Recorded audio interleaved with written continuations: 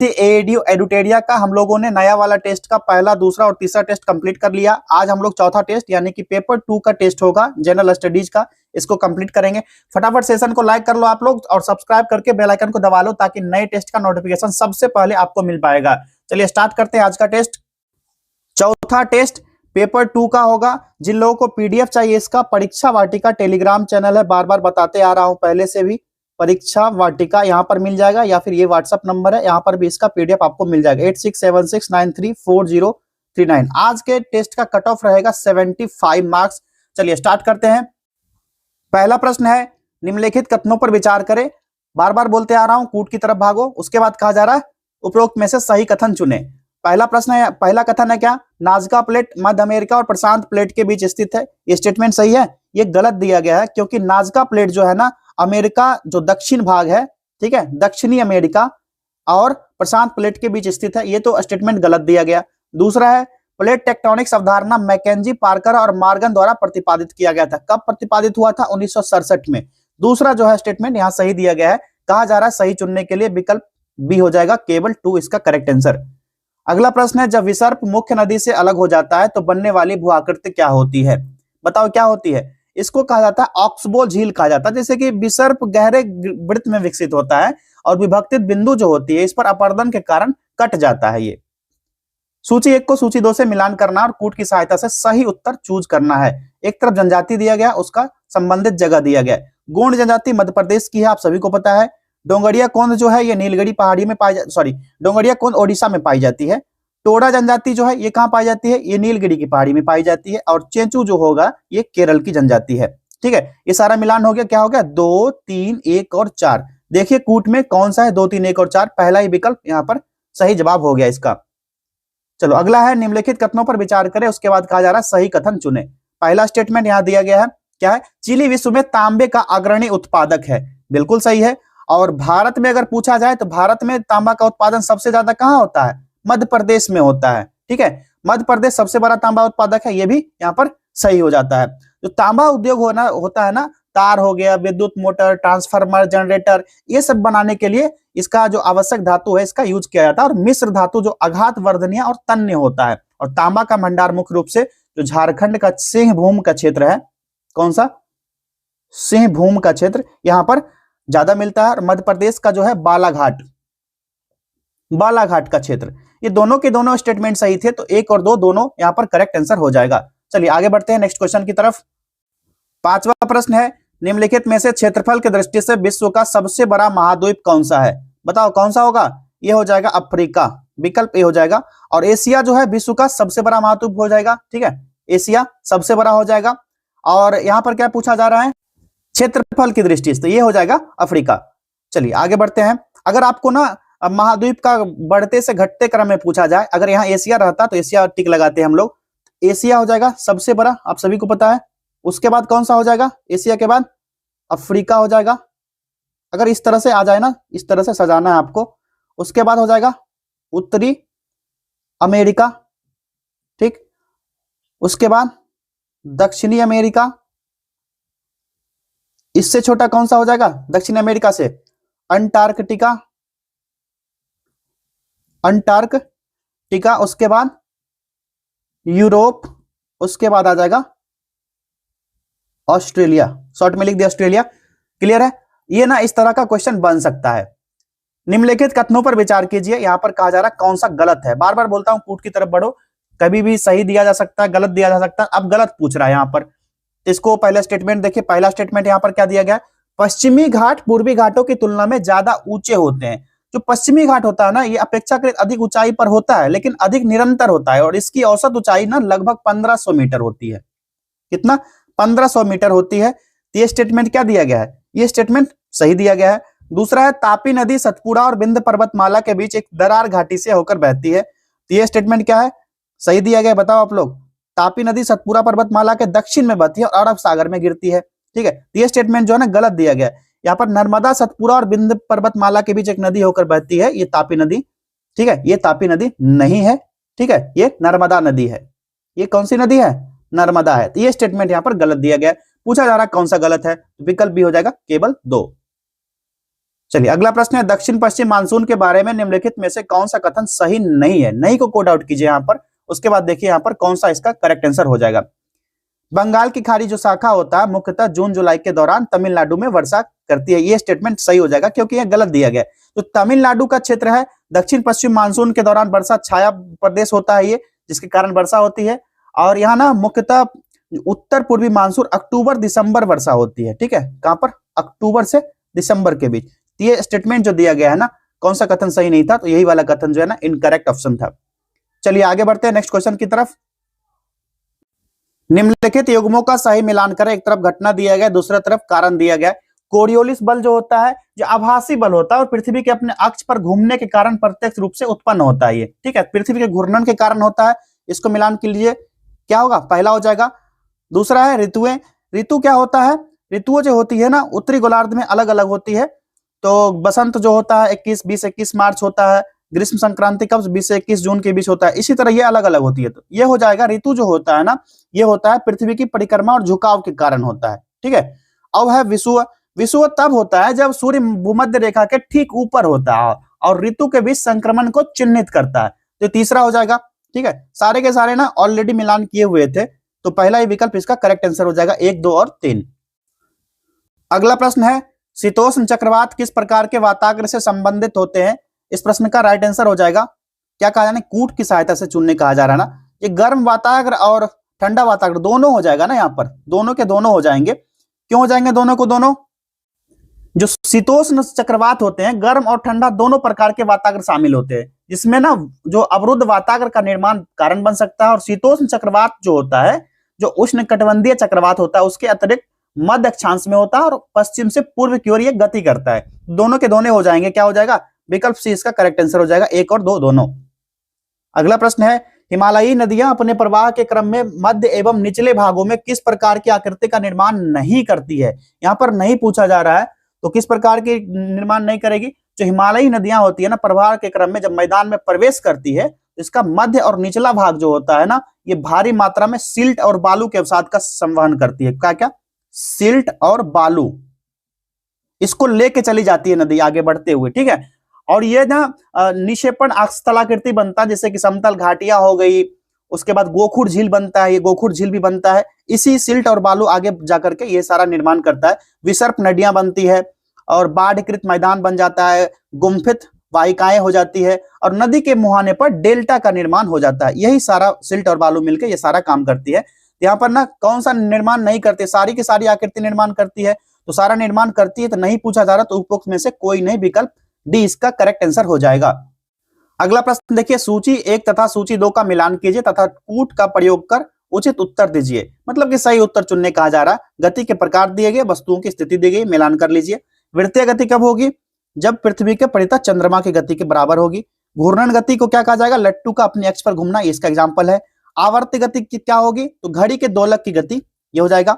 सरलीय रेखा गति हो जाएगा नदी के प्रवाह की गति। ये क्या होगा? 3, 4, 1 और 2। अब देखिए कूट में 3, 4, 1 और 2 कौन सा ऑप्शन है?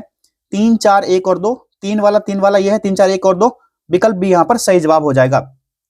चलिए अगला प्रश्न देखिए, जब कुएं से पानी की बाल्टी को ऊपर खींचते हैं तो हमें महसूस होता है कि बाल्टी क्या, बताइए क्या? तो बाल्टी जो होती है ना, पानी की सतह से ऊपर भारी हो गई है। तो ये ए वाला ऑप्शन यहाँ पर करेक्ट हो जाएगा। जब कुएं में डालते हो बाल्टी, क्या होता है? बाल्टी तैरने लगता है, ठीक है। और आर्किमिडीज का जो प्लवन का सिद्धांत है, इसके अनुसार जब भी कोई वस्तु पानी में होती है तो उस पर जो है ऊपर की ओर एक उत्प्लावन बल लगता है, जिसके कारण वस्तु के भार में कमी महसूस होगी। लेकिन जब वस्तु पानी की सतह से ऊपर आ जाती है, तब उत्प्लावन बल के ना होने के कारण यह भारी प्रतीत होने लगता है, ठीक है। उत्प्लावन बल कैसे वर्क करता है? देखिए, जब कोई वस्तु नीचे की ओर रहेगी, ठीक है, यहां पर नहीं दिख रहा होगा आपको, इसका कलर चेंज कर लो तब दिखेगा। नीचे की ओर जब कोई वस्तु रहेगी तब क्या होगा? उस समय जब पानी अंदर डालते हो बाल्टी आप, उस समय क्या भार महसूस होता है। जैसे ही ये ऊपर जाएगा, जैसे ही बाल्टी ऊपर जाता है तो वो फिर से भारी हो जाता है। और जब पानी के अंदर रहता है तो वो ना तैरते रहता है। ठीक उसी तरह नदी में जब आप तैरते हो तो क्या रहता है? जब तैरने अंदर जाते हो तो अपना भार महसूस खो देते हो, जैसे ही उसके बाद निकलते हो तो अपने भार में ऑटोमेटिक आ जाते हो, ठीक है।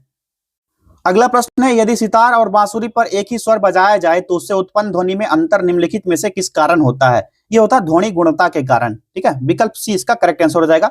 जो ध्वनि का तारतम्य होता है उसकी आवृत्ति पर निर्भर करता है। ठीक है, उसके फ्रीक्वेंसी पर इस पर डिपेंड होता है, और ध्वनि की प्रबलता जो होती है उसके आयाम पर निर्भर करती है, और आयाम जो है बढ़ने पर ध्वनि की प्रबलता क्या होगी, बढ़ेगी। आयाम बढ़ेगा तो प्रबलता भी बढ़ेगा। ठीक है, ये पूछा जाए कि ध्वनि का आयाम बढ़ेगा तो प्रबलता होगा, तो क्या होगा, पूछ देगा प्रबलता होगा, एक ऑप्शन दे देगा बढ़ेगा, दूसरा दे देगा घटेगा, तीसरा दे देगा अपरिवर्तित रहेगा। तो क्या करना है, बढ़ेगा वाला ऑप्शन टिक करना है।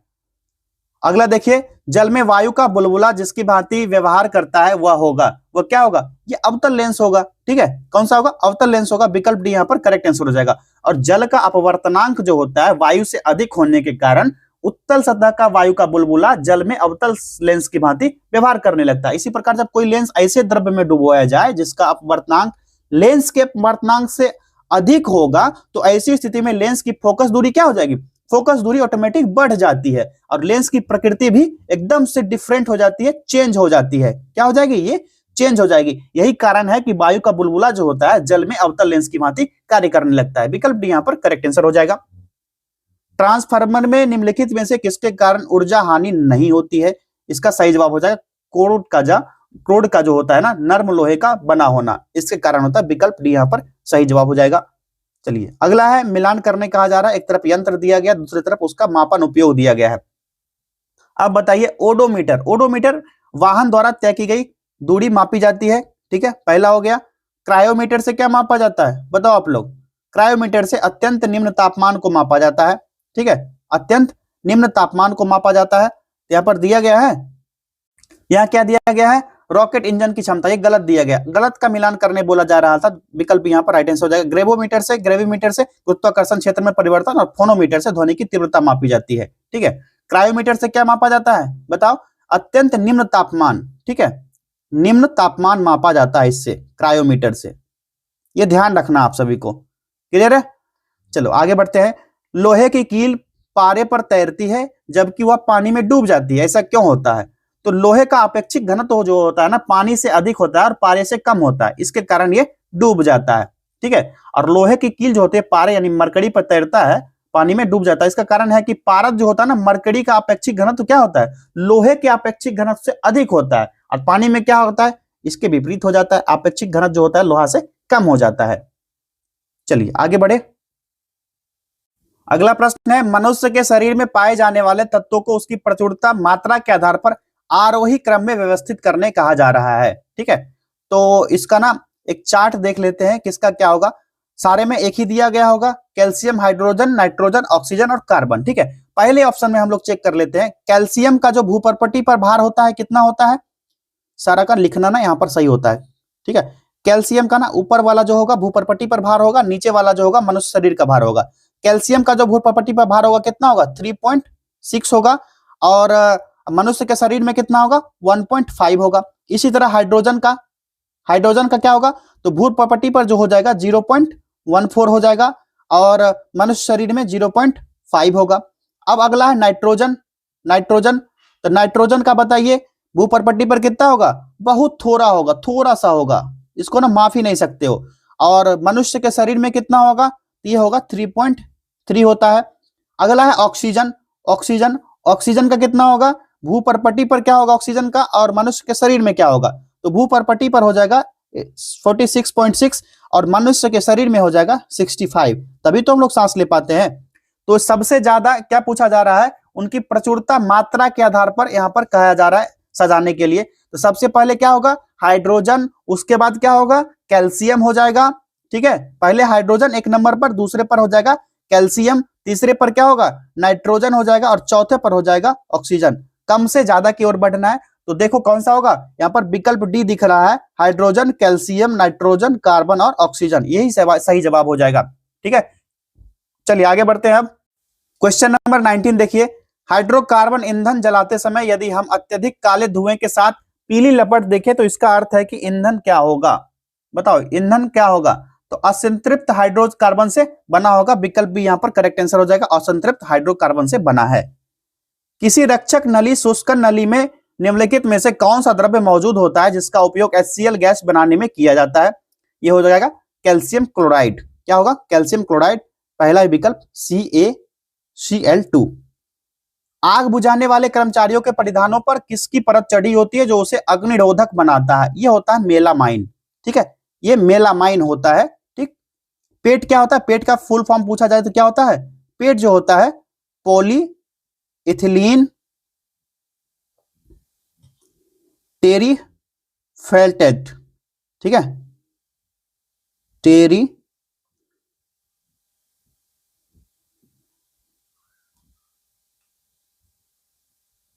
ठीक, ये इसका फुल फॉर्म हो जाता है। फुल फॉर्म पूछा जाए तो ये टिक करना है। न्यूट्रॉनों के गुणधर्मों के संबंध में निम्नलिखित में से कौन सा कथन सही नहीं है? रॉन्ग ऑप्शन यहां पर पूछा जा रहा है। तो क्या होगा? न्यूट्रॉन जो होता है परमाणिक नाभिक के चारों ओर चक्कर लगाते हैं, ये स्टेटमेंट जो है गलत दिया गया, विकल्प डी हो जाएगा। ठीक है, जो न्यूट्रॉन होता है ना, इलेक्ट्रॉन की नाभिक के चारों ओर परिक्रमा नहीं करता है, ये जो है इलेक्ट्रॉन का गुणधर्म होता है। और न्यूट्रॉन का द्रव्यमान जो होता है प्रोटॉन के द्रव्यमान के लगभग बराबर होता है, और न्यूट्रॉन पर कोई भी विद्युत आवेश नहीं होता है। ठीक है, विद्युत आवेश नहीं होगा, इसका आवेश क्या होता है? शून्य होता है, एकदम जीरो होता है। और न्यूट्रॉन परमाणु के नाभिक के भीतर प्रोटॉन के साथ मिलकर स्थित रहता है, और इसकी स्थिरता बनाए रखने में दोनों महत्वपूर्ण भूमिका निभाते हैं। सबसे ज्यादा इंपॉर्टेंट इसका जो ये होता है शून्य होता है। ठीक है, आवेश शून्य होगा, ये ध्यान रखना आपको, ये अक्सर एग्जाम में पूछा जाता है। अगला प्रश्न है HOOC COOH से कौन सा अम्ल कहा जाता है? इसको क्या कहा जाएगा बताओ? ऑक्सैलिक अम्ल। अज्ञात रुधिर वर्ग की एक व्यक्ति गंभीर रूप से दुर्घटनाग्रस्त हो जाता है और उसे तुरंत रक्त आधान यानी ब्लड ट्रांसफ्यूजन की जरूरत पड़ती है। अस्पताल में आसानी से उपलब्ध निम्नलिखित रुधिर वर्गों में से किस एक का रक्त आधान के लिए उपयोग सुरक्षित होगा? ये क्या होगा? ये होगा ORH-। पहला विकल्प यहाँ पर इसका करेक्ट आंसर हो जाएगा। ठीक है, और इस स्थिति में जब अज्ञात जो रुधिर होगा इसके साथ नेगेटिव यानी कि RH होगा और इसी का आधान होता है, और जो O- ब्लड होता है ना, इसको ना यूनिवर्सल डोनर भी कहा जाता है। O वाले को यूनिवर्सल डोनर, सबको दे सकता है लेकिन ले किसी से नहीं सकता। ऊंचे पैरों में जाइलम वाहिकाओं के माध्यम से जल ऊपर की ओर बढ़ चढ़ता है। पौधों में होने वाली प्रक्रिया और पानी के गुणधर्म जो ऊर्ध्व गति में सहायक होते हैं कौन से हैं? ये कौन से हो जाएंगे? ये हो जाएंगे वाष्पोत्सर्जन, खिंचाव, संसर्जन और आसंजन। विकल्प भी यहां पर सही जवाब हो जाएगा इसका। अगला प्रश्न देखिए, आवृत्त बीजियों में बीजांड में निम्नलिखित में से कौन सी अगुणित कोशिका नहीं पाई जाती है? इस प्रश्न का सही जवाब हो जाएगा विकल्प ए बीजांडाकाय। ठीक, बीजांडकाय पहला विकल्प हो जाएगा। अगला क्या कहा जा रहा है? खनिज दिया गया है और अभावजन्य रोग विकार दिया गया है और सही सुमेलित करने बोला जा रहा है यहाँ पर। उसके बाद कूट की सहायता से देख लेंगे कौन सा आंसर होगा इसका। चलिए पहले मिलान कर लीजिए, क्या होगा? जो विटामिन ए होता है किससे संबंधित होता है बताओ? विटामिन ए की कमी से क्या होता है? पढ़े आओ ना, रतौंधी होता है यानी दृष्टिहीनता से संबंधित है। विटामिन B1 से बेरी सही है। विटामिन डी से रिकेट्स और लौह की कमी से अरक्ता होती है। विटामिन सी की कमी से क्या होती है? कमेंट करो, विटामिन सी की कमी से क्या होती है? ये सारे के सारे एक लाइन से दिए गए हैं ना, तो सारे के सारे सही है। क्या हो जाएगा? 1, 2, 3 और 4, विकल्प डी इसका करेक्ट आंसर हो गया। नेक्स्ट क्वेश्चन है, जीवाणु में अस्पष्ट केंद्रक प्रदेश होता है जिसमें केंद्रीय झिल्ली का अभाव होता है तथा केवल प्रोटीन रहित डीएनए पाया जाता है। ऐसे प्रदेश को क्या कहा जाता है ये बताओ? इसको ना केंद्र काभ कहा जाता है, केंद्र काभ, जिसको न्यूक्लियोइड कहते हो आप लोग। ठीक है, न्यूक्लियोइड कहा जाता है। बहुत सारे बच्चे का कमेंट आता है, कुछ कुछ वर्ड ऐसे होते हैं जिसको समझ नहीं आता, उसको इंग्लिश में भी करवा दीजिए। इसको ना न्यूक्लियोइड कहा जाता है। और कोशिका द्रव्य में जो उपस्थित नग्न जो द्विरज्जुक होता है जिसको वर्तुल एकल डीएनए के रूप में जाना जाता है, और ऐसी कोशिका में प्रोकैरियोटिक कोशिका कहा जाता है। ठीक है, प्रोकैरियोटिक टिश्यू कहा जाता है, सेल कहा जाता है, सॉरी। यकृत द्वारा स्रावित पित्त के संबंध में निम्नलिखित में से कौन सा कथन सही नहीं है? यहां पर गलत कथन चुनना है, तो पहला ही हो जाएगा पित्त में लिपिडों के पाचन के लिए एंजाइम होते हैं, ये गलत दिया गया है। ठीक है, क्यों गलत दिया गया है? तो पित्त जो होता है ना, यकृत द्वारा स्रावित एक पाचक रस होता है। ठीक है, ये क्या होता है? पाचक रस होता है। हालांकि इसमें कोई भी पाचक एंजाइम नहीं होता और वसा के पाचन में महत्वपूर्ण भूमिका निभाता है। और पित्त रस में बिलीरुबिन और बिलीवेरिडीन जैसे पित्त लवण होते हैं। उनका नाम क्या है मैं यहां पर लिख देता हूं, बिलीरुबिन। और क्या होता है इसमें? बिलीवेरिडीन, बिलीवेरिडीन होता है। ठीक है, अगला प्रश्न देखिए, निम्नलिखित में से कौन सा पौधों में मौजूद सरल अस्थायी उत्तक का एक समूह है? यह हो जाएगा पैरेनकाइमा, कोलेनकाइमा और स्केलेनकाइमा। ठीक है, विकल्प ए ही इसका करेक्ट आंसर हो जाएगा। और ये जो है ना, ये सारे ना जो होते हैं ना अस्थायी उत्तक पौधे के विकास में मदद करते हैं, और जालम और फ्लोएम का जटिल उत्तक होते हैं ये सारे। चावल की खेती के लिए साक्ष्य किस हड़प्पा स्थल से प्राप्त हुए हैं? आप सभी को पता होगा, ये रंगपुर से प्राप्त हुआ था। और चावल की खेती जो है मुख्य रूप से लोथल में भी मिला था। रंगपुर और लोथल दोनों जगह से मिला था। लोथल ऑप्शन होता तो दोनों का टिक करने का ऑप्शन रहता, एक से अधिक होता ऑप्शन में। अगला देखिए, निम्नलिखित में से किसका श्रेय निम्बकाचार्य को समुचित रूप से दिया जाता है? इस प्रश्न का सही जवाब होगा द्वैताद्वैत, द्वैताद्वैतवाद को। पहला विकल्प यहाँ पर करेक्ट आंसर हो जाएगा। ठीक है, द्वैताद्वैत जो है ये हो गया निम्बाकाचार्य, निम्बाकाचार्य हो गया। द्वैतवाद का सिद्धांत जो है ये किन्होंने दिया, जिसको शुद्ध द्वैतवाद कहते हैं, ये माधवाचार्य के द्वारा दिया गया। माधवाचार्य। शुद्धाद्वैतवाद वेदांत का ये किनके द्वारा दिया गया, बताओ आप लोग? शुद्धाद्वैतवाद ये दिया गया था वल्लभाचार्य द्वारा, वल्लभाचार्य द्वारा। और विशिष्टाद्वैत जिसको योग अद्वैतवाद कहते हैं, रामानुजाचार्य द्वारा दिया गया था, रामानुजाचार्य द्वारा। ठीक है, ये सारे फैक्ट्स आपको नोट कर लेना, स्क्रीनशॉट ले लो या फिर नोट कर लो अपने कॉपी पेन में। जब भी मैं बोलता हूं टेस्ट लगाने बैठो तो कॉपी पेन लेके बैठा करो। अगला प्रश्न है, अशोक के शिलालेखों में निम्नलिखित में से किस लिपि का प्रयोग किया गया था? बताओ। इसमें ना ब्राह्मणी, खरोष्ठी, अरमाइक और ग्रीक लिपि का यूज हुआ था। विकल्प बी इसका करेक्ट आंसर हो जाएगा। जो अशोक का लिपि था ना, ये खरोष्ठी लिपि जो था, ये जो है ना उत्तर पश्चिमी क्षेत्र, विशेष रूप से आधुनिक पाकिस्तान का क्षेत्र, यहाँ पर यूज हुआ था। अरामाइक लिपि जो था ना, ये अफगानिस्तान के क्षेत्र में यूज हुआ था, जिसको ना अचमेनिद साम्राज्य के प्रभाव को दर्शाता है ये। ठीक, और आगे होता है ग्रीक, जिसको यूनानी शैली कहा जाता है। जैसे कुछ शिलालेख हो गया, विशेष रूप से कंधार अफगानिस्तान में यूनानी लिपि और भाषा में यहाँ पर लिखे गए थे। और अशोक के समय ना देवनागरी और शारदा लिपि का प्रयोग नहीं किया गया था। ये पूछा जाए ना कभी भी कि कौन से लिपि का यूज नहीं हुआ था, तो देवनागरी और शारदा लिपि का यूज उस समय नहीं हुआ था। ये ध्यान रखना, नहीं पूछा जाएगा तो यही दोनों टिक करके आना। अगला देखिए, सुल्तान पृथ्वी पर ईश्वर का प्रतिनिधि है और उसका स्थान जो है केवल पैगंबर के बाद है, ये किसने कहा था? यह स्टेटमेंट किसका? यह स्टेटमेंट बलबन के द्वारा दिया गया था।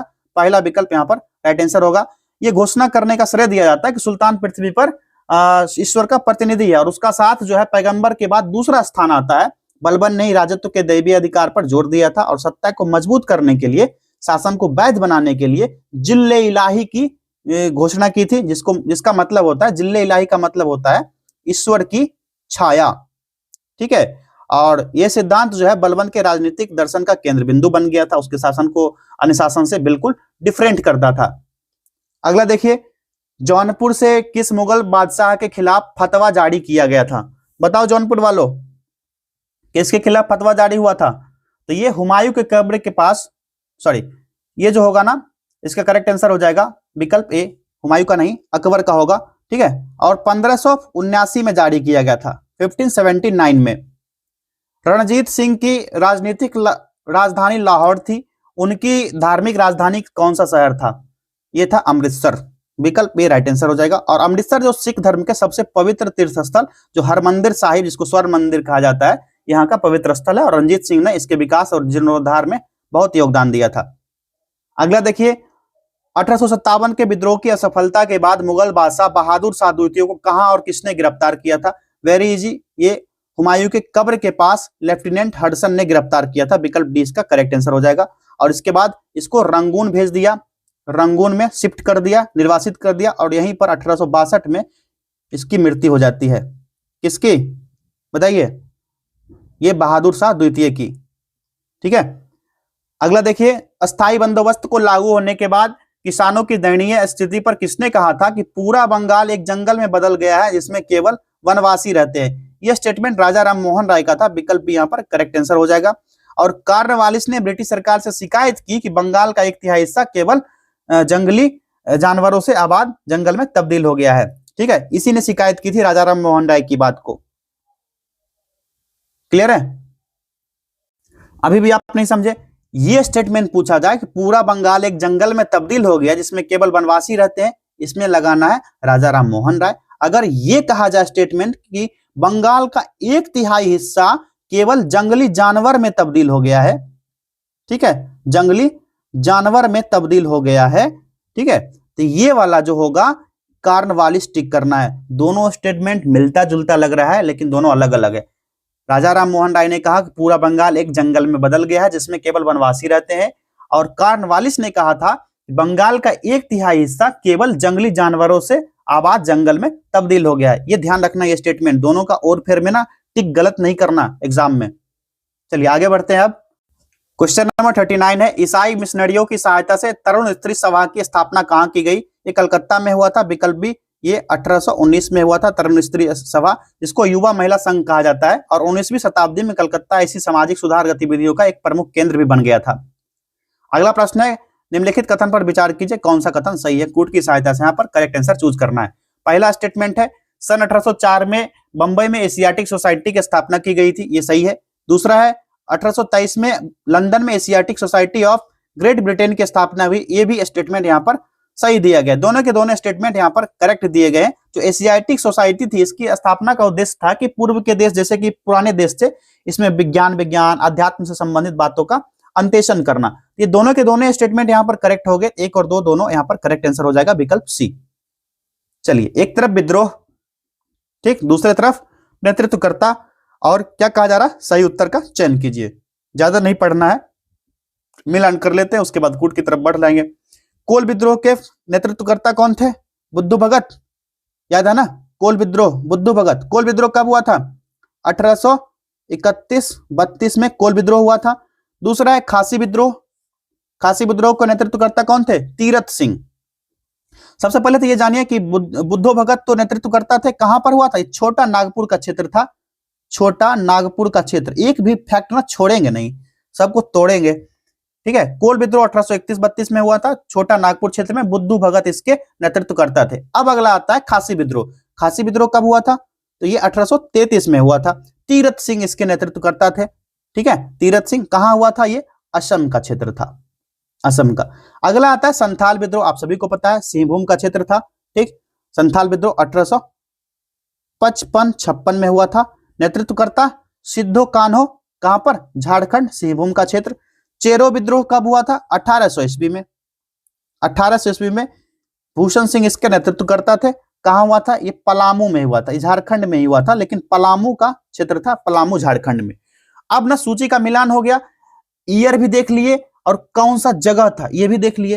तो यहां पर 4 ऑप्शन में तो 4 नेतृत्वकर्ता का नाम दिया था, और 4 देख लिए ईयर, और 4 फैक्ट हो गया उस जगह का नाम, यानी कि एक क्वेश्चन में 12 फैक्ट आ गया। तो 12 क्वेश्चन से में से मान के चलो एक भी क्वेश्चन बन जाता तो क्या घाटा है? थोड़े ना। चलिए क्या हो जाएगा, इसको मिलान करने के बाद 4, उसके बाद दूसरा था ना, दूसरा और पहला तीसरा, 4, 2, 1 और 3, देखिए कौन सा कूट है? 4, 2, 1 और 3, विकल्प डी यहां दिख रहा है, करेक्ट आंसर हो जाएगा। वर्ष 1907 में सूरत में आयोजित वार्षिक अधिवेशन में भारतीय राष्ट्रीय कांग्रेस में पहली बार विभाजन की घटना देखने को मिली थी। यह क्रम में कौन सा वार्षिक अधिवेशन था? ये कौन सा था बताओ? ये 23वां हो जाएगा, विकल्प डी, 23वां अधिवेशन था 1907 सूरत में, ठीक। चलिए आगे बढ़े। क्वेश्चन नंबर 43 देखिए, संसार में विशालतम गुंबदों में से एक गोल गुंबद कहां स्थित है? ये बीजापुर में है, विकल्प ए इसका करेक्ट आंसर हो जाएगा। और मध्यकाल में ना बीजापुर जो है ना आदिल शाही वंश की राजधानी थी। कौन सी वंश? आदिल शाही वंश की राजधानी थी ये बीजापुर। निम्नलिखित में से कौन सा राजवंश उत्तर बिहार के मिथिला क्षेत्र पर शासन नहीं करता था? ये कौन सा हो जाएगा? उज्जैनिया राज, ठीक है, उज्जैनिया राज। ये ना वर्तमान का भोजपुर जो है ना, भोजपुर का क्षेत्र, बताओ भोजपुर वाले कमेंट लगा देना। जो इसी की राज की स्थापना शैतान सिंह ने की थी, नाम भी बड़ा खतरनाक था, शैतान सिंह, ठीक है, जिसको देवराज के नाम से भी जाना जाता है। शैतान सिंह को ना देवराज के नाम से भी जाना जाता है, मतलब एक तरफ शैतान भी एक तरफ देव भी है, बताओ भैया। तो उनका शासन जो है ना भोजपुर, उझानी, डुमराव, बक्सर का और जगदीशपुर का क्षेत्र था, ठीक है। और उज्जैनिया राज के महत्वपूर्ण शासक में ना कई शासक हुए, जैसे संग्राम देव, ओंकार देव, दुर्लभ देव, राजा राम शाही, राजा नारायण मल, ये सभी वहां के इंपोर्टेंट रूलर रहे हैं और अफगानों के साथ अच्छे संबंध साझा करते थे। तो उन सारे लोग को पता होगा जो भोजपुर साइड के होंगे और छपरा उपरा साइड के साथ जो होंगे, बक्सर साइड के, इनको पता होगा।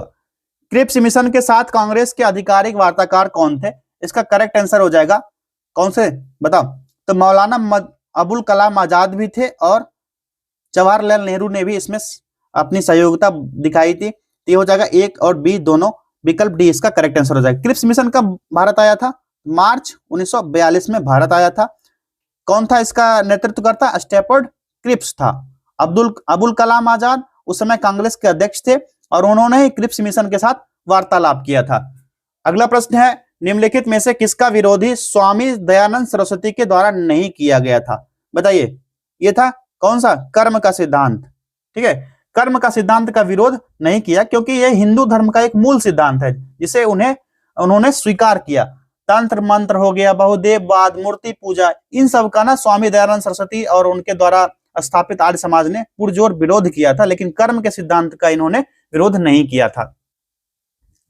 निम्नलिखित का मिलान कीजिए, सही मिलान कीजिए और नीचे दिए कूट की सहायता से सही उत्तर चुनिए। मिलान कर लीजिए, कौन सी संधि और कौन सा उस समय गवर्नर जनरल था, इसको मिलान कर लेते हैं, उसके बाद देखेंगे कूट की तरफ। लॉर्ड क्लाइव के समय बंगाल में द्वैध शासन, प्रथम न्यायालय की स्थापना। ठीक है, प्रथम न्यायालय इसके समय ही हुआ था, ऐड कर लीजिए। बंगाल में लॉर्ड वेलेस्ली के समय क्या हुआ था? सहायक संधि हुआ था। ठीक, लॉर्ड डलहौजी के समय राज्य विलय की नीति हुआ था, जिसको हड़प नीति भी कहते हैं, हड़प नीति। और लॉर्ड डलहौजी के समय क्या हुआ था? डलहौजी के समय राज्य विलय की नीति अपनाई गई थी। ठीक है, डलहौजी के समय राज्य सहायक संधि होगा ना, किधर गया? लॉर्ड कर्जन के समय क्या हुआ था? विश्वविद्यालय अधिनियम होगा ना, सॉरी, एक्सट्रीमली सॉरी, विश्वविद्यालय अधिनियम। ठीक, ध्यान रखना है। और डलहौजी के समय क्या हुआ था? तो यह हुआ था राज्य विलय की नीति, हड़प नीति इसी के समय हुआ था। ठीक है, ये ध्यान रखना है आपको। चलिए, क्या हो गया? अब मिलाओ 4, 1, 3 और 2। यहां पर हो जाएगा ऑप्शन देखिए, 4, 1, 3 और 2, 4, 3, 2, 1, 4, 1, 3 और 2, विकल्प बी इसका करेक्ट आंसर हो गया। अगला देखिए, किन यूरोपियों ने भारत में प्रथमतः सामुद्रिक व्यापारिक केंद्र स्थापित किए थे? ये कौन थे? ये पुर्तगाली थे। और पुर्तगालियों ने वायसराय जो उसका था फ्रांसिस्को डी अल्मीडा ने 1509 ईस्वी में दीव पर अधिकार कर लिया। दमन दीव का जो क्षेत्र है ना, यही दीव पर अधिकार कर लिया। किसने? उसका नाम था फ्रांसिस्को डी अल्मीडा। कहीं कहीं अल्मेडा भी देखने को मिलेगा, इसने अधिकार कर लिया था। चलिए बढ़ते हैं अगले प्रश्न की तरफ। नेक्स्ट क्वेश्चन है, निम्नलिखित भारतीय शासकों में से कौन था जिसने विदेशों में आधुनिक पद्धति से दूतावास स्थापित किए थे? ये कौन था? टीपू सुल्तान था। ठीक, विकल्प डी इसका करेक्ट आंसर हो जाएगा। और श्रीरंगपट्टनम को अपनी राजधानी बनाया था। कहां पर? श्रीरंगपट्टनम। श्रीरंगपट्टनम कौन सा क्षेत्र है, किस राज्य का? बताओ, कमेंट करो आप लोग। निम्नलिखित में से किसने बंगाल में द्वैध शासन प्रणाली को समाप्त किया? वॉरेन हेस्टिंग्स ने। विकल्प सी इसका करेक्ट आंसर होगा। 1772 में कोर्ट ऑफ डायरेक्टर्स ने दोहरी शासन को समाप्त करने का निर्णय लिया। और द्वैध शासन की शुरुआत किसने किया था? क्लाइव ने शुरू किया था, स्टार्ट किया था इसने। ठीक, स्टार्ट किया था इसने और एंड कर दिया इसने। दोनों चीज यहां पर दिया गया है, क्लियर है। और इसने स्टार्ट कब किया था? 1765 में, और ये आया एंड कर दिया 1772 में। भारतीय संविधान का अनुच्छेद 300 किससे संबंधित है? ये किससे संबंधित है? तो ये बताओ। ये हो जाएगा मुकदमा और कार्यवाही से संबंधित है। ठीक, सरकारी ठेका 299 आर्टिकल, महान्यायवादी कौन सा आर्टिकल? आर्टिकल 76। व्यापार और वाणिज्य पर प्रतिबंध जो हो जाएगा, जैसे व्यापार ये अधिरोपित करने की संसद की शक्ति है 302। ठीक है, संसद की शक्ति के तहत ये 302 आर्टिकल है। राज्य विधान परिषद के सदस्य निम्नलिखित में से किस श्रेणी में नहीं चुने जाते हैं? किन श्रेणी में नहीं चुने जाएंगे? तो उद्योगपति श्रेणी से जो होंगे ये नहीं चुने जाएंगे। जो संविधान का आर्टिकल 171 क्लॉज 3 है, इसके अनुसार राज्य विधान परिषद के कुल सदस्य का 1/3 सदस्य जो होगा स्थानीय निकाय द्वारा चुना जाएगा, और 1/3 सदस्य जो होगा राज्य के जो सदस्य का विधानसभा होता है, विधानसभा का सदस्य होगा। और 1/6 जो पार्ट होगा राज्यपाल द्वारा मनोनीत होगा। और 1/12 भाग जो है स्नातक द्वारा होता है, और 1/12 भाग 3 वर्ष के अध्यापन कर रहे लोगों द्वारा चुने जाते हैं। इसलिए उद्योगपति के श्रेणी से यहां पर नहीं चुने जाएंगे। किस संविधान संशोधन द्वारा एक ही व्यक्ति को 2 या 2 से अधिक राज्यों का राज्यपाल बनाने का प्रावधान किया गया है? यह है कौन सा? 7वां संविधान संशोधन, ठीक है, 1956 द्वारा। अगला देखिए, राज्यपाल द्वारा जारी अध्यादेशों के लिए किसका अनुमोदन आवश्यक है? करेक्ट आंसर होगा विधानसभा का, विकल्प डी यहां पर इसका सही जवाब हो जाएगा। और राज्यपाल को राज्य विधानमंडल के सत्र में न होने पर अध्यादेश जारी करने का अधिकार भी प्राप्त है। अगला क्वेश्चन देखिए 55, भारत में संसदीय सरकार की विशेषताएं निम्नलिखित है। आगे कूट दिया गया, कूट को बाद में देख लेंगे। पहला क्या है? मंत्रिपरिषद सामूहिक रूप से उच्च सदन के प्रति उत्तरदायी होते हैं। सही है। किसके प्रति? उच्च सदन क्या होता है? उच्च सदन तो राज्यसभा होता है। मंत्रिपरिषद सामूहिक रूप से किसके प्रति उत्तरदायी होते हैं? लोकसभा के प्रति। यहाँ पर उच्च सदन क्या हो जाएगा? उच्च सदन तो राज्यसभा है, ये होते हैं किसके? लोकसभा के प्रति उत्तरदायी होते हैं। पहला, टाटा बाय बाय। दूसरा है, सांसद बने बिना कोई व्यक्ति केवल 6 महीने तक ही मंत्री पद पर रह सकता है। ये सही दिया गया है? बताओ आप लोग, करेक्ट दिया गया है? तो ये मंत्री जो होता है राष्ट्रपति के समक्ष शपथ लेता है और लोकसभा के अध्यक्ष समक्ष नहीं लेता है। ये भी स्टेटमेंट यहाँ पर क्या दिया गया है? सही दिया गया है, 6 महीने तक ही रह सकता है। अगला है, मंत्री अपना पद ग्रहण करने से पहले लोकसभा के अध्यक्ष के सामने शपथ लेता है। ये स्टेटमेंट क्या है? बताइए, गलत दिया गया है, ठीक। तीसरा क्या? चौथा क्या है? राष्ट्रपति भारत में वास्तविक कार्यकारी है। लग रहा है आपको? राष्ट्रपति जो होता है नाम मात्र का होता है, जिसको ना अक्सर यूपीएससी पूछता है rubber stamp. President is a rubber stamp discussion. इस पर ना चर्चा करने के लिए कहा जाता है। जो बच्चे यूपीएससी की तैयारी कर रहे होंगे अक्सर उनको ये पढ़ाया जाता है, एक टॉपिक के रूप में पढ़ाया जाता है। जब से ये क्वेश्चन आया है, राष्ट्रपति में रबर स्टैंप मोहर की तरह ये वाला टैग ना लग गया है, संविधान सभा में भी लग गया है इस चीज को लेकर के। ये क्या हो गया? दूसरा स्टेटमेंट यहां पर ना करेक्ट हो गया। देखो कौन सा होगा? केवल 2, विकल्प डी इसका करेक्ट आंसर हो जाएगा। किसी सार्वजनिक पद को अवैध अतिक्रमण को बचाने के लिए कौन सी रिट जारी की जाती है? ये अधिकार परीक्षा रिट हो जाएगा। वर्तमान में भारत सरकार में कितनी कैबिनेट समितियां हैं? इस प्रश्न का सही जवाब हो जाएगा 8, ठीक है। कौन कौन सी समिति है? ये 8 समितियां इस प्रकार हैं। पहला हो जाएगा राजनीतिक मामलों की कैबिनेट समिति, दूसरा हो जाएगा आर्थिक मामलों की कैबिनेट समिति, तीसरा हो जाएगा कैबिनेट की नियुक्ति समिति, चौथा संसदीय मामलों की कैबिनेट समिति, पांचवा हो जाएगा सुरक्षा पर कैबिनेट समिति, छठा हो जाएगा आवास पर कैबिनेट समिति, सातवां होगा निवेश और विकास पर कैबिनेट समिति, और आखिरी और 8वां हो जाएगा रोजगार और कौशल विकास पर कैबिनेट समिति। चलिए बढ़ते हैं अगले प्रश्न की तरफ। विधानसभा का सदस्य चुने जाने के लिए न्यूनतम आयु सीमा क्या है? इसकी न्यूनतम आयु सीमा होती है 25 वर्ष, ठीक है। विकल्प सी इसका करेक्ट आंसर हो जाएगा। जो संविधान का आर्टिकल 173 बी है, क्लॉज बी है, इसके अकॉर्डिंग विधानसभा यानी कि एमएलए के सदस्य के रूप में निर्वाचित होने के लिए न्यूनतम आयु 25 वर्ष ही निर्धारित किया गया है। भारत में किसी अध्यादेश की अधिकतम वैधता कितने महीने और हफ्तों की होती है? करेक्ट आंसर हो जाएगा 6 महीने और 6 सप्ताह की। 6 महीने 6 सप्ताह, विकल्प बी हो जाएगा। ये वाला प्रश्न जो था ना 25 वर्ष का, अभी मैथिली ठाकुर ना अलीनगर विधानसभा क्षेत्र से बिहार की एमएलए बनी है, मैथिली ठाकुर, जो कि ना प्रसिद्ध गायिका भी है मैथिली भाषा की। चलिए आगे बढ़ते हैं। क्वेश्चन नंबर 60 देखिए, भारत के उपराष्ट्रपति का चुनाव मुख्य रूप से भारतीय संविधान के किस अनुच्छेद में बताया गया है? बताओ ये कौन सा आर्टिकल है? ये हो जाएगा 66, विकल्प सी इसका करेक्ट आंसर हो जाएगा। अगला प्रश्न देखिए, निम्नलिखित विकल्पों में से सही युग्म चुने। सही युग्म क्या हो जाएगा इसमें? देखिए, चौथी पंचवर्षीय योजना सेवा पर ध्यान दिया गया था, इसमें ना वृद्धि के साथ न्याय पर ध्यान दिया गया था। क्या चीज? वृद्धि के साथ साथ न्याय पर ध्यान दिया गया था, ये तो गलत हो गया। पांचवी पंचवर्षीय योजना पर क्या ध्यान दिया गया था? इसमें गरीबी हटाओ का नारा दिया गया था, ठीक है। उद्योग पर नहीं, गरीबी हटाओ, गरीबों को नहीं, गरीबी हटाओ। इंदिरा गांधी की सरकार थी। तीसरा पंचवर्षीय योजना वैश्वीकरण पर ध्यान दिया गया था। बताओ इसमें ना कृषि और बुनियादी उद्योग पर ध्यान दिया गया था, कृषि प्लस उद्योग पर ध्यान दिया गया था। जो पहला पंचवर्षीय योजना था ये क्या? कृषि पर ध्यान दिया गया था। तो ये वाला जो है ना सही दिया गया, कृषि विकास पर ध्यान दिया गया था, सिंचाई इसमें शामिल किया गया था। जो कि ना पहला पंचवर्षीय योजना हेरोड डोमर मॉडल पर आधारित था। कौन सा? Herod Domar model. ये पंचवर्षीय योजना जो है ना अक्सर पूछा जाता है। पहला जो था हेरोड डॉमर मॉडल पर आधारित था, और ये जो है कृषि सिंचाई से संबंधित है। सही कथन चुनने कहा जा रहा, ये विकल्प डी इसका करेक्ट आंसर हो जाएगा। कुछ फैक्ट ना याद कर लेना आप लोग। 5 पंचवर्षीय योजना के बारे में मैं यहाँ बता दे रहा हूँ, उसके बाद आगे आप जो ऑथेंटिक बुक को फॉलो करते होगे उसमें देख लेना या फिर गूगल कर लेना, अच्छा अच्छा चार्ट मिल जाता है। पहला है प्रथम पंचवर्षीय योजना 1951 से 56 तक चला था। इसका उद्देश्य था कृषि विकास, सिंचाई, बिजली पर और हेरो डोमर मॉडल पर आधारित था, मैंने अभी पहले बताया।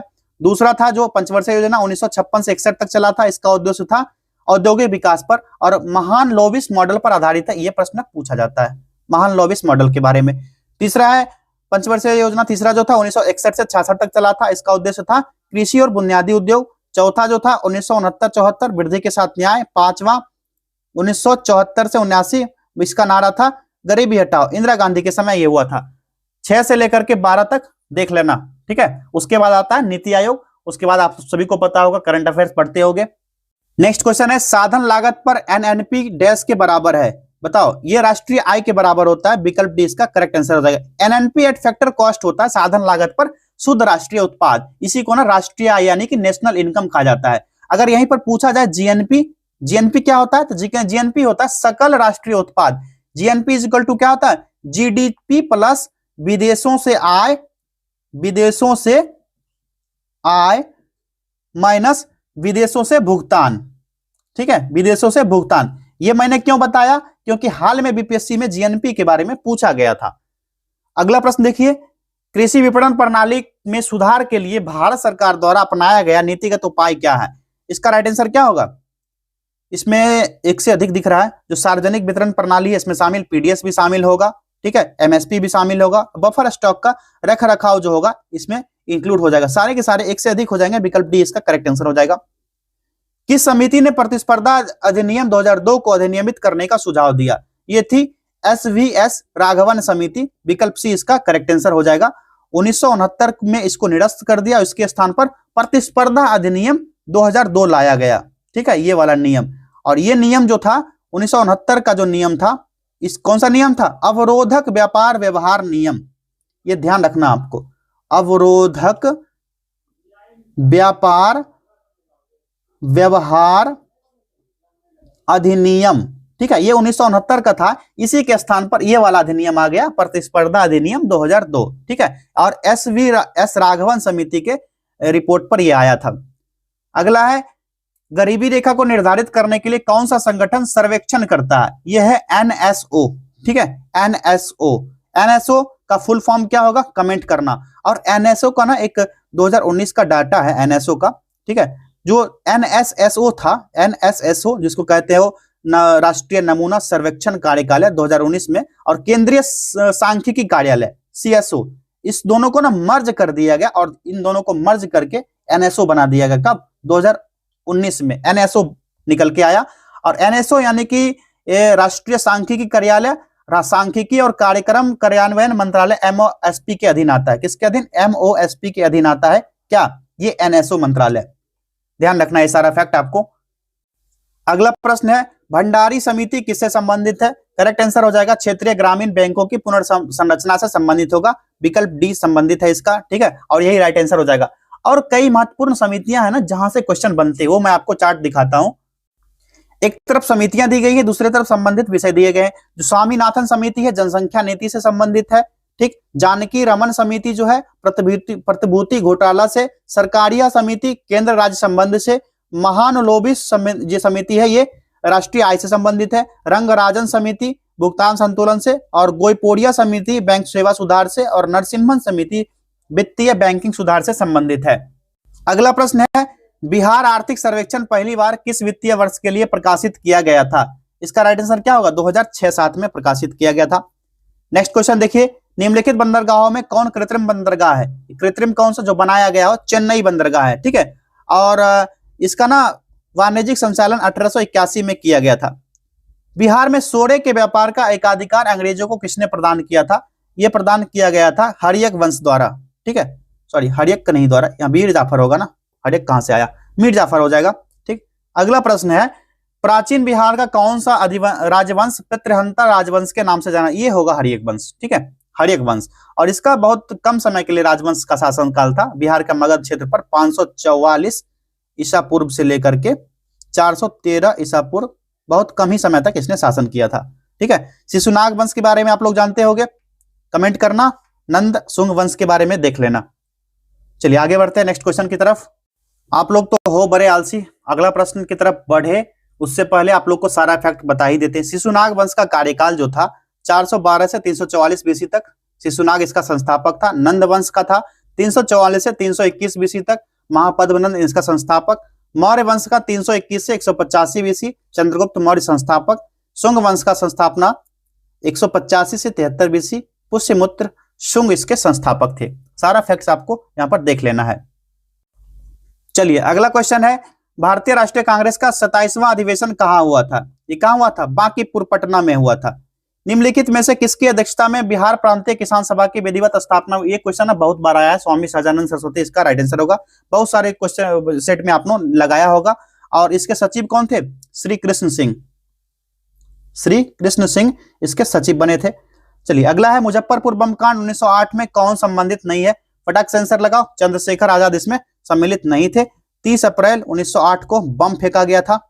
किस पर? खुदीराम बोस और प्रफुल्ल चाकी ने किंग्सफोर्ड जो जज था इसकी हत्या का प्रयास किया था। उसने गाड़ी पर बम फेंका, लेकिन गाड़ी में जो प्रिंगले की पत्नी थी और पुत्री थी यही मारी गई बमकांड में, जिसके कारण टना के बाद दोनों रेलवे लाइन के समस्तीपुर भाग निकले। उसके बाद प्रफुल्ल चाकी ने गिरफ्तारी से बचने के लिए मोकामा स्टेशन जो है, मोकामा रेलवे स्टेशन इसके पास आत्महत्या कर ली और खुदीराम बोस पूसा में पकड़े गए। ठीक है। और खुदीराम बोस को 18 वर्ष की आयु में 11 अगस्त 1908 को ही फांसी दे दिया गया। मतलब 30 अप्रैल को ये कांड हुआ, 11 अगस्त को। सोचिए कितना क्विक प्रक्रिया होता था। अभी समय में अपराधी अपराध करते रहता है, मस्त एकदम जेल में जाके बैठता है, खाता है, उसके बाद 20 साल 25 साल उसका जिंदगी से ससुरा निकल लिया जाता है, उसको फांसी पड़ेगा क्या?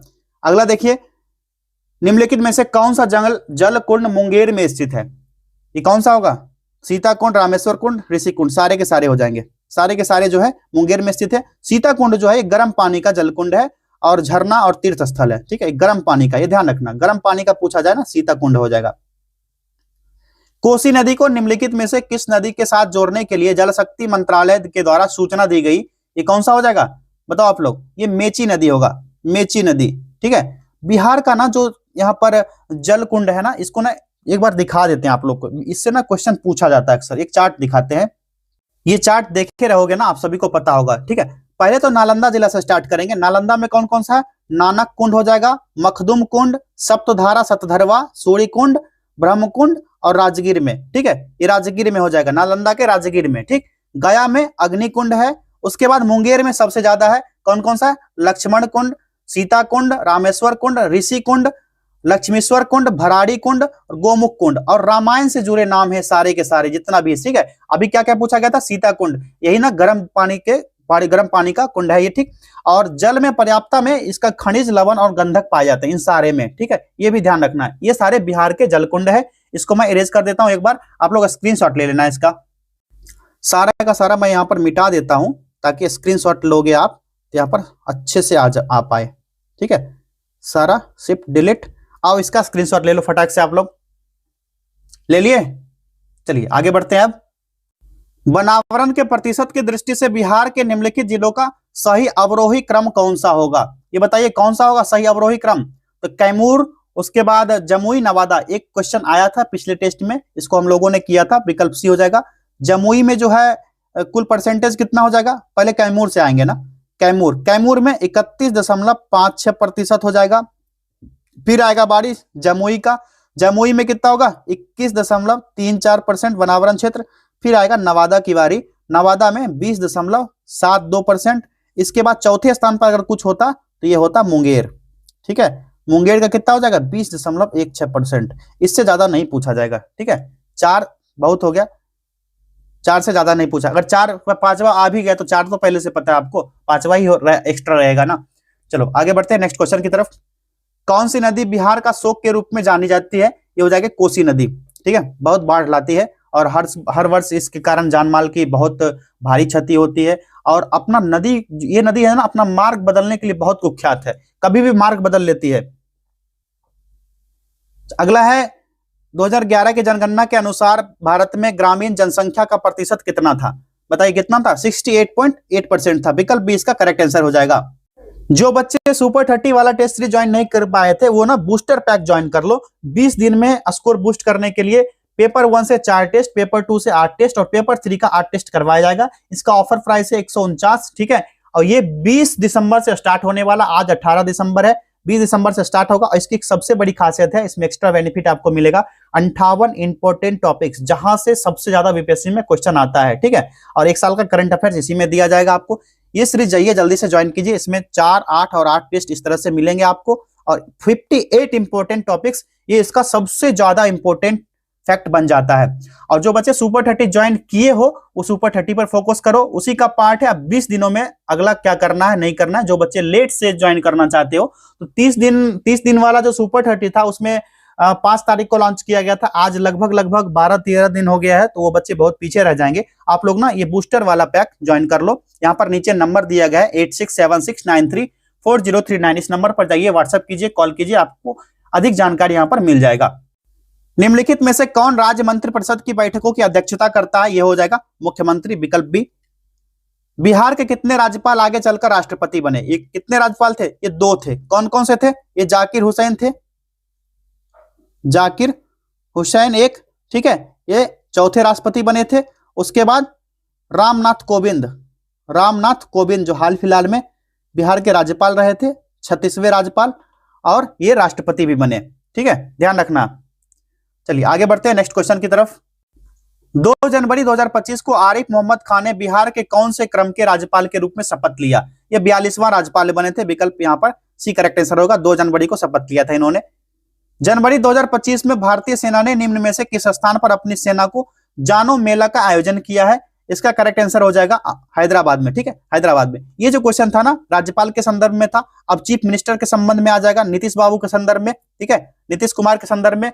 तो ये 10वीं बार मुख्यमंत्री बने, गिनीज बुक में इनका नाम छप गया। ये भी क्वेश्चन पूछा जा सकता है, कौन सी भी बार बने? 10वीं बार बने। चलिए अगला देखिए, केंद्र सरकार ने जीडीपी गणना के लिए किस वित्त वर्ष को नया आधार वर्ष के रूप में संशोधित करने का निर्णय लिया है? इसका करेक्ट आंसर जो हो जाएगा 2022-23 हो जाएगा, विकल्प बी। वित्त वर्ष 2025-26 के बजट में बिहार सरकार ने किन नई नीतियों का ऐलान किया है? इसका करेक्ट आंसर हो जाएगा ये बिहार प्लास्टिक विनिर्माण प्रोत्साहन नीति, बिहार खाद्य प्रसंस्करण नीति, बिहार औद्योगिक निवेश प्रोत्साहन नीति और बिहार बायोफ्यूल्स उत्पादन प्रोत्साहन। ये सारे के सारे हो जाएंगे। अभी ना जो 7 निश्चय 3.0 आया है बिहार सरकार का, आपको ना टेलीग्राम चैनल पर मिल जाएगा, परीक्षा वाटिका टेलीग्राम चैनल सर्च करना। बिहार को 7 निश्चय 3.0 आया है। इसमें कौन कौन से फैक्ट आए हैं? जो सुपर 30 वाले बच्चे हैं उनके ग्रुप में चला गया होगा और व्हाट्सएप चैनल पर भी ये पोस्ट कर दिया गया होगा। इससे ना एक क्वेश्चन बनेंगे, ठीक है। 7 निश्चय योजना बिहार सरकार का जो पहला आया था, जिसमें उद्यमी युवा वर्ग को सब कुछ दिया गया था, जिसमें आप लोग को बेरोजगारी भत्ता वगैरह दिया गया था, 4 लाख का लोन दिया जाता था। इसी तरह ना 3.0 लॉन्च हुआ है अभी हाल फिलहाल में, 2-3 दिन हुआ है। इसको ना देख लेना आप लोग एक बार। केंद्रीय बजट 2025-26 में रक्षा क्षेत्र में कितनी राशि लाख करोड़ रुपए में, ये सारी राशि है, ठीक है, आवंटन किया गया है? ये कितनी राशि है? ये हो जाएगा 6.81 लाख करोड़। चलिए अगला देखिए, नेक्स्ट क्वेश्चन है, हाल ही में किस राज्य में भारत का पहला बीज जीन बैंक स्थापित किया गया है? ये बिहार में स्थापित किया गया। बिहार में कहां पर? तो बिहार में भागलपुर में ये स्थापित किया गया है, ठीक है। किसके द्वारा? बिहार कृषि विश्वविद्यालय जो है, बिहार एग्रीकल्चर यूनिवर्सिटी के द्वारा। हाल ही में चर्चा में रहे ब्लेज मेट्रेवली किस देश की खुफिया एजेंसी MI6 के इतिहास की पहली महिला प्रमुख के रूप में चुनी गई है? ये कहां की है? ये इंग्लैंड की है। विकल्प ए इसका करेक्ट आंसर हो जाएगा। अगला देखिए, हाल ही में किस देश ने कृत्रिम बुद्धिमत्ता, मनोरंजन आयोजनों और पर्यटन के विशेषज्ञों को आकर्षित करने के लिए 4 नई वीजा श्रेणियां शुरू की है? ये कौन से हो जाएंगे? तो इसका करेक्ट आंसर हो जाएगा विकल्प सी, संयुक्त अरब अमीरात, ठीक है, संयुक्त अरब अमीरात हो जाएगा। अक्टूबर 2025 में आरबीआई ने भारतीय बैंक और उनकी विदेशी शाखाओं को किन देशों के निवासियों और उनके बैंकों को भारतीय रुपए में ऋण प्रदान करने की अनुमति दी है? इसका करेक्ट आंसर हो जाएगा नेपाल, भूटान और श्रीलंका। विकल्प सी इसका सही जवाब है। अगला देखिए, अमेरिकी राष्ट्रपति ने अगस्त 2025 में भारत पर कितना प्रतिशत अतिरिक्त टैरिफ लगाने का ऐलान किया था, जिससे अब कुल टैरिफ 50% हो गया? बड़ा ससुरा गलत काम किया था। 25% हुआ था, जिसमें कि मोदी जी गए थे, अभी चाइना गए थे हाल फिलहाल में, और उधर से आए थे, कौन आए थे? पुतिन आए थे, चीन का राष्ट्रपति शी जिनपिंग भी था। सारे को देख के जल भी गया, ठीक है। और ये ऐसे प्रश्न ना 850 वाला जो करंट अफेयर्स है, 850 प्लस वाला करंट अफेयर्स 2025, उसको ना देख लीजिए। 3 घंटे का वीडियो है, सारे बच्चों को बोला था मैंने, सारे जाकर देख लेना, मैराथन है। इसको देख लेना। 2025 का सारा करंट अफेयर्स इसमें सम्मिलित है। जितना करंट अफेयर्स अभी आप देख रहे हो ना, उस वीडियो में पहले करवा दिया गया है। अगला प्रश्न है, अक्टूबर 2025 को भारत ने निम्न में से किन यूरोपीय देशों को यूरोपियन टी ट्रेड एसोसिएशन एफ्टा के साथ मुक्त व्यापार समझौते लागू किया है? इसका राइट आंसर क्या होगा? Norway, Switzerland, Hungary, Ireland, Iceland, सारे हो जाएंगे। एक से अधिक इसमें करेक्ट आंसर हो जाएगा। EFTA जो है ना 4 सदस्य देश का समूह है, ठीक है। ये 4 सभी नहीं होंगे, ये 4 सदस्य देश है इफ्टा में, ठीक है। ये 4 देश कौन कौन से हैं? एक तो हो जाएगा स्विट्जरलैंड, ठीक, दूसरा हो जाएगा आइसलैंड, ठीक है, दूसरा हो जाएगा आइसलैंड, और तीसरा हो जाएगा लिंकस्टेटिन, तीसरा ये हो गया लिंकस्टेटिन, और हो जाएगा चौथा नॉर्वे, ठीक है। तो ये वाला ऑप्शन और ये वाला ऑप्शन सही था, ये वाला नहीं सही था। एक से अधिक होगा तो ए और सी वाला ऑप्शन के कारण एक से अधिक हो जाएगा, ठीक है, सारा नहीं, एक्सट्रीमली सॉरी। चलिए अगला देखिए, नेक्स्ट क्वेश्चन। प्रसिद्ध गांधीवादी विचारक जीजी पारिक का निधन 101 वर्ष की आयु में अक्टूबर 2025 में हो गया। इसके संबंध में कौन सा विकल्प सही है? बताइए कौन सा विकल्प इसका करेक्ट आंसर होगा, फटक से बताओ। तो ये लोग स्वतंत्रता सेनानी थे, लोकतांत्रिक समाजवाद के समर्थक थे और श्रमिक आंदोलन के नेता, सारे के सारे हो जाएंगे। विकल्प D correct answer. Shri Nitish Kumar ने नवंबर 2025 में बिहार के मुख्यमंत्री के रूप में कितनी बार शपथ लिए? देखिए अभी ऊपर बताए, अब क्वेश्चन आ ही गया, छूटा नहीं। 10वीं बार शपथ लिए थे और इसी उपलब्धि के कारण हुआ भारत के इतिहास में 10 बार किसी राज्य के मुख्यमंत्री पद की शपथ लेने वाले पहले व्यक्ति बन गए और गिनीज बुक में नाम छप गया इनका। अगला क्वेश्चन देखिए, साहित्य के क्षेत्र में वर्ष 2025 का नोबेल पुरस्कार निम्न में से किसे प्रदान किया गया? इसका करेक्ट आंसर हो जाएगा विकल्प ए, लास जलो, क्या नाम है, बड़ा लंबा नाम है, क्रास जना होरकई। नेक्स्ट क्वेश्चन देखिए, निम्न में से बिहार की पहली महिला फाइड मास्टर बनी फिडे मास्टर, जिन्होंने यह खिताब दुबई 2025 अंतरराष्ट्रीय शतरंज टूर्नामेंट में हासिल की है, इनका क्या नाम है बताओ? मरियम फातिमा। विकल्प सी। आखिरी प्रश्न है, 5 अक्टूबर 2025 को राजगीर में उद्घाटन किए गए बिहार पहले अंतरराष्ट्रीय क्रिकेट स्टेडियम से संबंधित निम्न में से कौन सा कथन सही है? करेक्ट आंसर यहां पर चूज करना है। तो 5 अक्टूबर 2025 को उद्घाटन हुआ था और इस स्टेडियम की नींव कब रखी गई थी? 12 अक्टूबर 2018 को नींव रखी गई थी। ये वाला स्टेटमेंट जो है सही दिया गया। इसका उद्घाटन प्रधानमंत्री ने किया, बताओ, मोदी ने नहीं किया, किसने किया? इसका उद्घाटन सीएम नीतीश बाबू ने किया, नीतीश कुमार ने। और इसकी कुल लागत राशि कितनी थी? 1000 करोड़ रुपए, ठीक है, 1000 करोड़ रुपए। तो दूसरा, पहला और तीसरा ऑप्शन गलत था, दूसरा ऑप्शन करेक्ट था, सही पूछा जा रहा था, सही ऑप्शन करेक्ट कर लिए। चलिए मिलेंगे अब पांचवें टेस्ट में। 4 टेस्ट हो गया आज, ठीक, 3 टेस्ट पहले हो गया था। सारे बच्चे जाओ 3 टेस्ट देख लेना और करंट अफेयर्स वाला वीडियो भी टैग कर देता हूं। अभी वीडियो एंड हो रहा है, अभी आपको यहां पर शो हो रहा होगा, ठीक है। अब मिलते हैं अगले टेस्ट में। बहुत बहुत धन्यवाद।